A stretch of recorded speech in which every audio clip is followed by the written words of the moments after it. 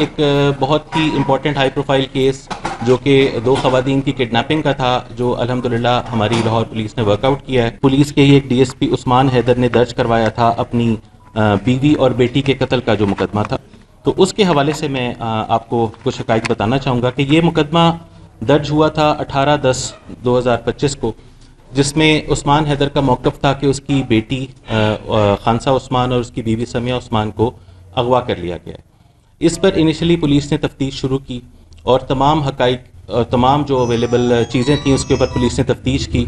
جہاں جہاں پر جو ہے شک کا اظہار کیا گیا، اس وقت کے مدعی جو کہ اب ہمارا ملزم ہے، ان تمام لوگوں کے ساتھ تفتیش کی گئی. اور جب تفتیش کا رخ جو ہے وہ اس طرف تفتیشی ٹیم کو یہ باتیں پتہ چلیں کہ وہ اس کا ایک ایبیوسو ریلیشن شپ تھا اس کی وائف کے ساتھ، اور وہ اکثر مارتا پیٹتا بھی تھا اور ان کا لڑائی جھگڑا ہوتا تھا، تو پولیس نے پھر دوسرے اینگل پہ تفتیش شروع کی کہ کہیں یہ ملزم جو ہے خود مدعی بن کے اور یہ اپنے گناہ کو چھپا رہا ہے. جب ہم نے اس پہ تفتیش شروع کی تو ہم نے ساری ایویڈنس کلیکٹ کرنی شروع کی. اس ایویڈنس کلیکٹ کرنے میں ہم نے بہت زیادہ ٹیکنیکل ورک کیا. ہم نے 1000 کے قریب سی ڈی آرز کلیکٹ کی.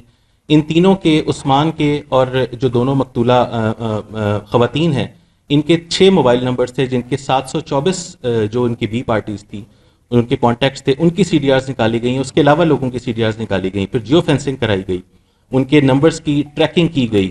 اور یہ تمام چیزیں جب ہمارے سامنے آئیں، اس کی جب ہم ٹریکنگ کی، اس میں ہم نے ہماری بڑی لاہور کی جو سب سے ہمارے پاس اچھے آفیسرز تھے وہ تمام اس کے ساتھ انوالو رہے، جس میں میں نام لینا چاہوں گا. ہماری ایس پی کینٹ ہیں، ایس پی ماڈل ٹاؤن ہیں، S P C R O ہیں، ایس پی صدر یہاں پہ موجود نہیں ہے لیکن وہ بھی اس کے ساتھ انوالو رہے. ہمارے ڈی ایس پی باغبان پورہ ہیں، ہمارے ڈی ایس پی گلشن راوی ہیں، ایس ایچ او شادرہ ہیں، اور ہمارے انچارجز باغبان پورہ اور انچارج برکی.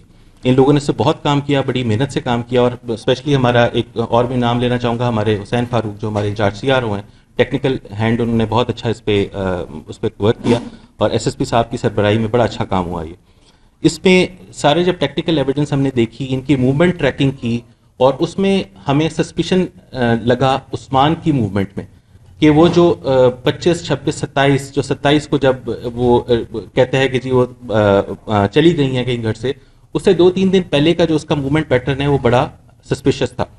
اس پہ ہم نے مزید کام کرنا شروع کیا اور ہمیں کئی جگہوں پر اس کا موبائل جو ہے وہ اب جو کوئے کی رات، جو ایکچولی جس رات کو مرڈر ہوا ہے وہ 25 کی رات کو ہوا ہے، اس رات کو اس کا موبائل فون آف ہو جاتا ہے 4 سے 5 گھنٹے کے لیے. اس کے علاوہ اس کی جو اس سے اگلے دن کی ایکٹیویٹی ہے وہ بہت سسپیشس تھی، جس سے ہم مزید شک میں پڑے اور ہم نے اس کو پروب کرنا شروع کیا. ہم نے گھر کا جو اس کا گھر تھا جہاں پر یہ مقتولہ دونوں خواتین رہتی تھیں، اور عثمان حیدر جس کی 2 شادیاں تھیں، یہ اس کی پہلی بیوی تھی جس سے 20 سال پہلے شادی ہوئی تھی. اس کی ایک اور شادی ہے جو کہ 18 سال پہلے دوسری شادی ہوئی تھی. تو ہم نے اس گھر کا دوبارہ معائنہ کیا، پی ایف ایس سی کی ٹیم کے ساتھ کیا اور اسپیشل انسٹرومنٹس کے ساتھ. وہاں پر ہمیں کچھ بلڈ سٹینز ملے. ہم نے ان بلڈ سٹینز کو اسرٹن کرنا شروع کیا تو وہ مرڈر پیٹرن نہیں تھا لیکن وہ بلڈ میچ ہوتا تھا.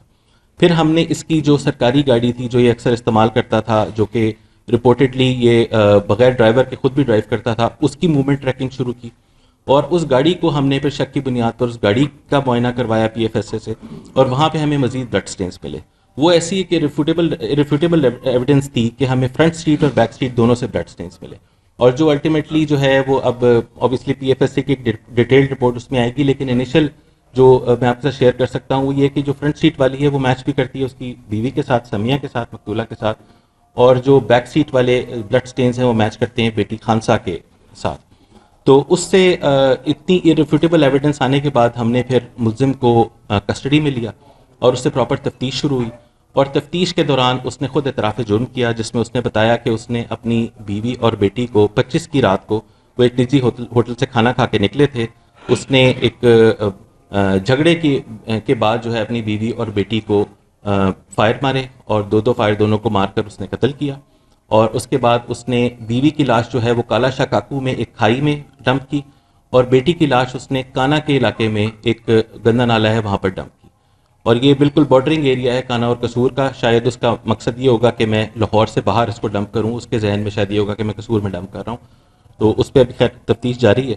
تو یہ تمام چیز جو تمام حقائق ہیں یہ سامنے آئے، اس کا جو ہے اس کو پولیس نے اریسٹ کیا.